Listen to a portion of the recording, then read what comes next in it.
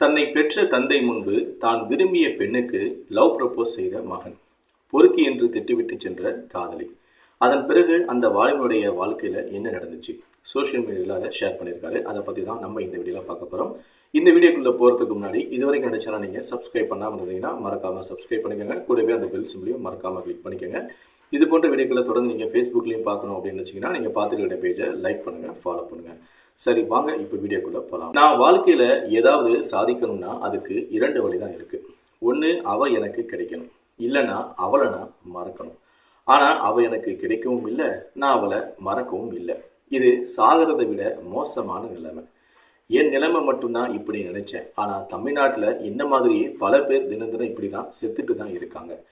மறக்கணும்னு நினைக்கும் போதெல்லாம் ஏதாவது ஒரு சின்ன சின்ன விஷயங்கள் அவளை ஞாபகப்படுத்திக்கிட்டே இருக்கு. என்னடா வாழ்க்கை, எங்கே போனாலும் அவள் தான் இருக்கான்னு பல தடவை நான் யோசித்ததும் உண்டு. ஏன் அவளோட ஞாபகம் என்னை மட்டும் சுற்றி சுற்றி வருதுன்னு. இன்னைக்கு எனக்கு இன்டர்வியூ கடைசி ரவுண்டு வரைக்கும் நான் போயிட்டேன். நானும் என் நண்பனும் தான். 2 பேரில் ஒருத்தர் தான் எடுக்க போகிறாங்க. முதல்ல அவன் தான் ஹெச்ஆர் ரூமுக்குள்ளே போனான். அவனுக்கு இது வாழ்வா சாவா மாதிரி. எனக்கும் அதே தான். சும்மாவே எங்கள் வீட்டில் என் கூட யாரும் பேசுறது இல்லை. இன்னைக்கு வேலையும் இல்லைனா என்ன பண்ணுறதுன்னு எனக்கு ஒன்றுமே புரியலை. அவன் இப்போ ஹெச்ஆர் ரூமில் இருந்து வெளியே வாரான். நல்லதான் பண்ணியிருக்கேன்னு சொன்னான். அடுத்து உள்ளே போக போகிற எனக்கு ஆல் த பெஸ்ட்னு சொன்னான். நல்லவன் அவன். எவ்வளோ கஷ்டத்துலையும் அவனுக்கு போட்டியாக இருக்கிற எனக்கு ஆல் த பெஸ்ட்னு சொல்கிறானே. நான் அவன் உள்ளே போகும்போது எதுவுமே சொல்லலையே. இந்த உலகத்தில் என்ன மாதிரி ஒரு கேவலமான ஜென்மம் யாரும் இல்லைன்னு எனக்கு தோணுது. ஆனால் நான் ஹெச்ஆர் ரூமுக்கு உள்ளே போக கதவை திறந்தேன். அப்போது அவள் அது உள்ளே உட்கார்ந்துருந்தா. என்னுடைய முதல் காதலி, கடைசியும் அவள் தான். என்ன மாதிரி ஒரே ஒரு பெண்ணை மட்டும் காதலிச்ச முட்டாள் வேறு யாரும் இருக்க மாட்டாங்கன்னு எனக்கு தோணுது. அவள் ஹெச்ஆர் இல்லை, ஆனால் அங்கே வேலை பார்க்குற ஒரு ஆள் அப்படின்னு எனக்கு தெளிவாகவே தெரியுது. காரணம், அவள் ஒரு ஓரமாக கம்ப்யூட்டரில் எதையோ டைப் பண்ணிக்கிட்டு இருக்கிறா. அவள் என்னை பார்த்துட்டா, நானும் அவளை பார்த்துட்டேன். எனக்கு உள்ளே போக விருப்பமே இல்லை. வேகமாக வெளியே வந்துட்டேன். அவள் இருக்கிற இடத்துல வேலையா? வேண்டவே வேண்டாம். அவள் மேலே கோபம் இல்லை, ஆனால் அவள் என் மேலே மறுபடியும் கோபப்பட்டுறக்கூடாது. நான் அவளுக்காக தான் இந்த கம்பெனிக்கு வந்ததா நினைச்சிடக்கூடாது. நான் அவளை கடைசியாக பார்த்தது 1 வருஷத்துக்கு முன்னாடி. நான் கடைசியாக சந்தோஷமாக இருந்த நாளில் மறுபடியும் இப்போ தான் அவளை நான் பார்க்குறேன். அந்த நாளில் தான் நான் அதிகமாக சந்தோஷமும் பட்டேன். அதே நாளில் தான் நான் அதிகமாக அவமானமும் பட்டேன். அந்த நாளில் தான் நான் அவகிட்ட என்னுடைய காதலையும் சொன்னேன். பிடிக்கலன்னு மட்டும் சொல்லியிருந்தா பரவாயில்ல. இப்போ என் குடும்பத்தில் உள்ளவங்கெல்லாம் என் கூட நல்லா பேசிட்டு இருந்திருப்பாங்க. ஆனால் அவள் அன்னைக்கு சொன்ன அந்த வார்த்தை, நான் வாழ்க்கையே வெறுத்துட்டேன்.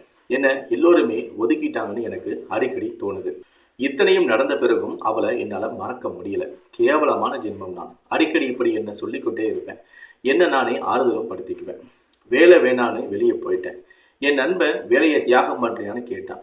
நான் தியாகம்லாம் பண்ணலடா, அந்த வேலை உனக்கு தான் கிடைக்குன்னு இருக்கு, அதுதான் விதி அப்படின்னு சொல்லிட்டேன். உள்ள என்னோட எக்ஸ் காதலி இருக்கா. எனக்கு என்ன ஆச்சுன்னு புரியலடா. அவளை வெறுக்க பயமாகவும் இருக்கு, ஆனால் நெருங்கவும் வருத்தமாக இருக்கு அப்படின்னு சொல்லிட்டு நான் கிளம்புறேன்னு சொல்லிட்டு அந்த கம்பெனியை விட்டு வெளியவும் வந்தேன். பஸ்ஸுக்காக காத்திருந்தேன். திடீர்னு பார்த்தா அவளும் வெளியே வந்து என்னோட பக்கத்தில் நின்னான். என் ஞாபகம் மோசமான அந்த பழைய சம்பவத்தை நினைச்சு பார்க்குது. அதே மாதிரி தான் ஒரு பஸ் ஸ்டாண்டில் அதே மாதிரி தான் நானும் அவளும் பக்கத்தில் நின்றுட்டு இருந்தோம். அது எனக்கு ஞாபகம் வந்துச்சு. உடனே அவள் என்கிட்ட கேட்டா, ஏன் வெளியே வந்துட்டேன்னு கேட்டா. அவள் என்கிட்ட பேசுறது எனக்கு ஆச்சரியமாக இருந்துச்சு. ஆனால் அவகிட்ட என்னால் சொல்ல முடியுமா, நான் உன்னால தான் வந்தேன் அப்படின்னு அமைதியாக இருந்தேன். அங்கிருந்து நடக்க ஆரம்பித்தேன். அவளும் கூடவே நடந்து வந்தா. நான் உனக்காக ஹெச்ஆர் கிட்ட பேசிட்டேன், ஆனால் நீ ஏன் நான் பேசுறதை கவனிக்காமல் நடந்து போய்கிட்டே இருக்க?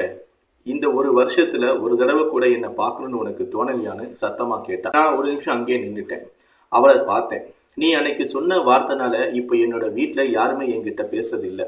சாதாரண வார்த்தை தான், ஆனால் சாதாரண வார்த்தை கூட சில இடத்துல ரொம்ப முக்கியமான வார்த்தையாகிடும்.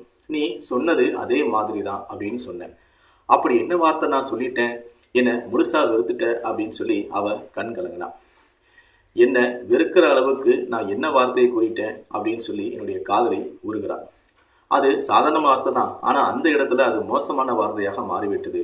என்னுடைய வாழ்க்கையை நான் இழந்தது போல நான் கலங்கிவிட்டேன். நான் உன்னை வெறுக்கலை, ஆனால் மற்ற எல்லோரும் என்னை வெறுத்துட்டாங்க. நான் உங்ககிட்ட ப்ரப்போஸ் பண்ணேன். நீ அதுக்கு பொறுக்கி மாதிரி ஏண்டா என் பின்னாடியே வரேன்னு சொன்னேன், கொஞ்சம் கோபமாக கூட. நான் அப்படிதான் கோபப்படுவேன். கல்யாணத்துக்கு அப்புறம் எதுக்காவது கோபப்பட்டா உடனே என்னை விட்டு நீ போயிருவியா? நீ தான் மறுபடியும் வந்து ப்ரப்போஸ் பண்ணணும். ஆனா இது ஒன்றும் அவ்வளோ பெரிய வார்த்தைலாம் இல்லையே. அதுவும் பொய்யான கோபத்துல தான் நான் அப்படி சொன்னேன். அது உனக்கு புரியலையா? இல்ல எனக்கு உன்னை திட்டக்கூட உரிமை இல்லையான்னு அவ உரிமையா என்னை பார்த்து கேட்டா. ஆனா அவகிட்ட நான் சொன்னேன், உரிமை இருக்கு, என் உயிரை எடுக்க கூட உனக்கு உரிமை இருக்கு அப்படின்னு சொன்னேன். ஆனா நீ கோபமா சொன்ன வார்த்தைய என் அப்பாவும் கேட்டிருந்தா, அவர் கூட அவரோட ஃப்ரெண்ட்ஸும் இருந்திருந்தா, என் பையனும் இன்ஜினியர்னு பெருமையா சொல்லி என்ன அவர் ஃப்ரெண்ட்ஸ் கிட்ட அறிமுகம் பண்ணிவிட வந்திருந்தா, நீ சொன்ன அந்த வார்த்தையை கேட்டு என் அப்பா அவரோட ஃப்ரெண்ட்ஸ் கிட்ட என்ன சொல்லணும்னு தெரியாம கண் கலங்கி இருந்தா, என் பையன் பொறுக்கிலாம் இல்லைன்னு நிரூபிக்கவும் முடியாம, பேசவும் முடியாம, அளவும் முடியாம தலை குனிந்து நின்றிருந்தா, என் கூட அந்த நாள்ல இருந்து இன்னைக்கு வர பேசாமையே இருந்திருந்தா, என் பையன் நல்லவன்னு அவரோட ஃப்ரெண்ட்ஸ் கிட்டலாம் பெருமைப்பட முடியாம தவிச்சுக்கிட்டு இருந்தா, அப்பாவுக்கு ஒரு நல்ல பையனா என்னால இருக்க முடியாம போயிருந்தா, நீ சொன்ன அந்த சாதாரண வார்த்தையை என்னால எப்படிமா சாதாரணமா எடுத்துக்க முடியும் அப்படின்னு சொல்லி அடுக்கடுக்கான கேள்விகளை அவளை பார்த்து நான் தொடர்ந்து கேட்டுக்கிட்டே இருந்தேன். உண்மையில தப்பு இல்லை, விடு, நான் தான் காதலிச்சேன், நான் தான் காரணம். தெரியுமா உனக்கு, நான் தான் இந்த உலகத்திலேயே கேவலமான ஜென்மம். வேலைக்கு போய் எல்லோரும் முன்னாடியும் ஒரு இன்ஜினியரா நிற்கணும்னு நினைப்பேன். அடுத்து உன்னை பத்தி நினைப்பேன், அவ்வளவுதான். அந்த நாள் உன் நினைப்பிலேயே போயிடும். இப்படியே ஒரு வருஷமும் போயிருச்சு. அப்பாவுக்கு நல்ல பிள்ளையா இல்லாதனா காதலிக்கு நல்ல காதலனா இருக்குன்னு இப்போவும் தவிச்சுக்கிட்டு தான் இருக்கேன். அப்படின்னா சுயநலம் பிடிச்ச கேவலமான ஜென்மம் நான் தான். இப்போ கூட என் ஃப்ரெண்ட்ஸு கிட்ட சொன்னேன், உன்னை வெறுக்க பயமா இருக்கு, ஆனா நெருங்க வருத்தமா இருக்குன்னு. சத்தியமா சொல்றேன், உன்னை வெறுக்க எனக்கு ரொம்ப பயமா இருக்கு அப்படின்னு சொல்லிட்டு காதலியை பார்த்து நடு ரோட்ல இந்த விஷயத்த நான் சொன்னேன். அவ எவ்வளவோ எனக்கு ஆறுதல் சொல்ல முயற்சி பண்ணா. நீ ஒன்றும் கேவலமான ஜென்மம் இல்லைன்னு சொன்னான். என்ன மன்னிச்சிடுன்னு வேற சொன்னான்.